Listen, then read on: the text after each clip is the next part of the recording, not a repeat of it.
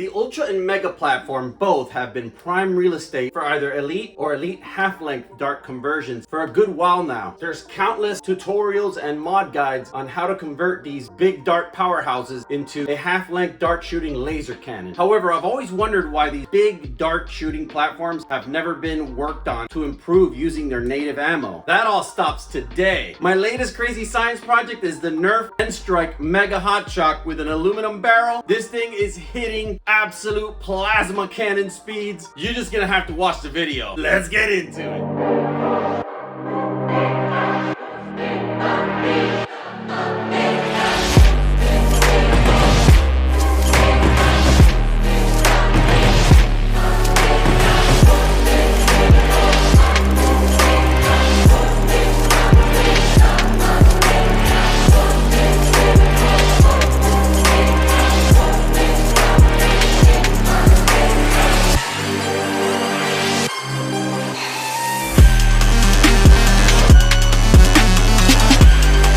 Guys, I've been wanting to get into this mod for a long time. As usual, life gets in the way, work gets in the way, and things kind of get out of hand. Obviously, what you're going to need for this mod is your N-Strike Mega Hotshock, a 6-inch piece of aluminum tube. The official inner diameter for Mega is 3/4. The exterior of this tube is 7/8 of an inch. Now, you guys are going to laugh. The easiest way to find this tube is in a trash-picked weed eater. So I picked up one of those, I guess, edger kind of tools, but literally just a pipe for it. It was a trash picked item. It was on somebody's yard waiting for the landfill truck to come and get it. You guys know I'm always messing around with things, and it turns out the diameter of this tube is 100% exact the Mega Dart diameter. We're going to be doing all the crazy shit that nobody has ever done. We're going to make a metal barrel and keeping the blasters mega. Let's get into it. Most of them have aluminum tubes, and most of them are 7/8 by 3/4. I've polished this one up real good. It used to be very dull and scratched up, and you're gonna need a 7/8 drill bit. This thing is gigantic. This is a Drill America black oxide one. It's the cheapest I can find. Believe it or not, it was only like $9 or $10. On to the mod. First thing you want to do is you want to undo your barrel from the AR assembly. Pretty easy stuff. Remove your AR spring. It's almost as if this blaster was made to mod. You can literally remove the AR spring seat with just a little bit of finger pressure, and then you just have nothing but clean plunger tube ready for action. Probably what she said. As opposed to other jobs that we've done, we don't want to remove these little blades where the AR assembly sits, because these are going to serve as a stop for when we prime load our Mega Dart, and I'll explain more on how that dynamic works later. For now, all you need to know is you need to only remove the dart post and nothing else. The easiest way to do this is very carefully with an X-Acto blade. You want to cut the legs as closest to the post as possible just to remove only the post. This assembly comes off of the barrel assembly pretty easily, allowing you to cut these off. Like I said, be very careful. You guys don't want to cut these little legs off. You just need to basically remove this center dart post. You want to leave enough area so that when you pull back on the prime, I call it vacuum loading, your Mega Dart is not sucked into the plunger tube. Now we're going to do what we do with the elite barrels with the brass, but this time we're going to do it for a much bigger barrel that's going to shoot Mega. We want to get 7/8 and we want to drill as far back as we can. I would try to stop right where this lip is right here. Right there, that lip, that's where you want to stop with the drill. It gets really tight as you get closer to the dart neck right here. You just gotta pulse it. Some guys that like to go in reverse, I don't like to do that. It just overheats the plastic for no reason. Have patience, a few short bursts at a time, and you should be able to get your 7/8 drill all the way to the back, guys. Let's get into it. All right, guys, we got our 6-inch barrel into the barrel assembly. Now, before I get to this part, I do want to say you do need 3 different drill bits to get through this part. The best drill bits that I personally like using are the Drill America ones. If you can find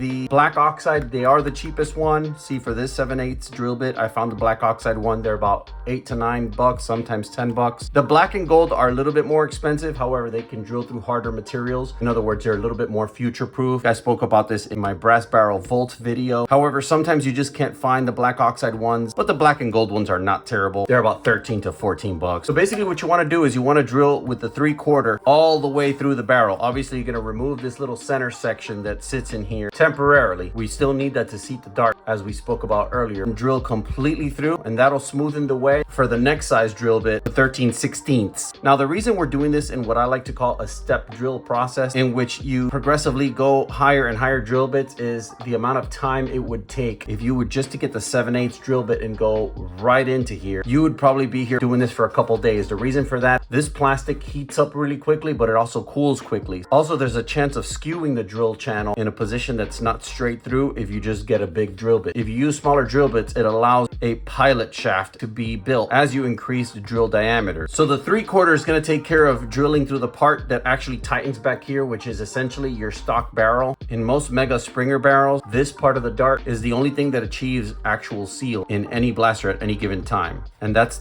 this part towards the back of the barrel. 3/4 drill bit is going to smoothen that out and make it even with the rest of the barrel. And then your 13/16 is going to bore a new diameter through the entire barrel. To finish things off, you're going to be using this mammoth drill bit, the 7/8, to drill the final bore through this barrel so that this 7/8 outer diameter aluminum barrel will fit. Don't go tearing up your daddy's perfectly working weed eater. You want to go ahead and trash pick a weed eater that was dumped, that is no longer working, to achieve these tubes. It took me about 50 different sessions of patiently just drilling at low speeds to finally get through the entire shaft and get my aluminum all the way to the back. Now you want to leave like an 1/8 of an inch step back here for the aluminum tube to stop. You don't want it to fully slide through. Just gives it a little bit of a step for it to stop. That's a good thing to keep in mind. Now I'm going to let you guys know what I did so far. After I put the barrel and the dart stop in between here in the back, which is just kind of like a press fit, I did seal the plunger tube to the barrel with some hot glue just to add an additional level of air seal. Don't forget, we have to push a dart with its full size head from the beginning of the barrel and out. So not only does it going to take a lot of power, and I'll show you what we did to achieve that power, but we also have to make sure that all that power is contained, and you can't do that if you don't have a good seal. I went ahead and sealed this unit together with the barrel so that that is one less concern. As far as power, what we've done so far, we've added a Nerf Rival Apollo spring. I really like these springs. They're so versatile. They work for a variety of things. I'm running one in my Volt. I'm running one, I think, now in my Elite Junior Explorer. We've glue filled our plunger head. Now this is not only to act as a really good pad here in the front, but it also serves as a seal. Remember guys, we want to maintain our seal. A good seal is going to play a huge role in us being able to get that dart out of the barrel or not. Another important thing we did, replace the stock O-ring with a much thicker O-ring. I don't remember which blaster this is from. I do have a whole pack of spare O-rings, so if you have something similar, just go through them until you find one that is substantially thicker than stock. Upgrade your O-ring, and that ensures that you're going to have much better seal yet. Another important thing I did is I got an additional stiff catch spring from another blaster that actually fits around the original catch spring of this blaster,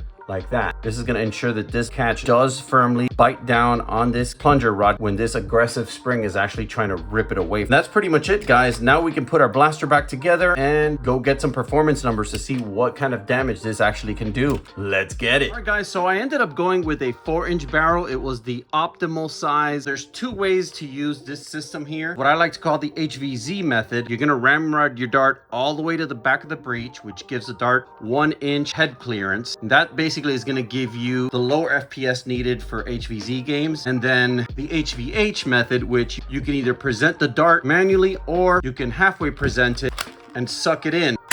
This method is going to give you plus 120 FPS speeds, more suitable for HVH kind of games. But without further ado, let's do a quick grouping test. We're going to do 3 with the HVZ mode, and then we're going to do 3 with the HVH mode. Let's get to it, guys.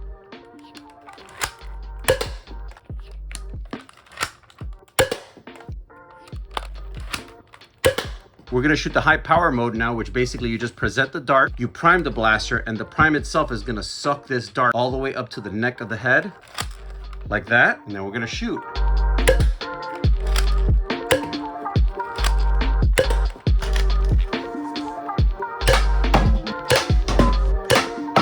All right, guys, let's get some crony numbers.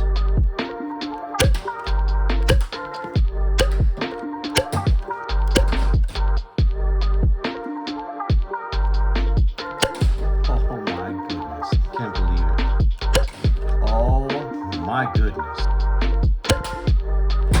Oh my goodness. I'm at a loss for words. Oh my goodness.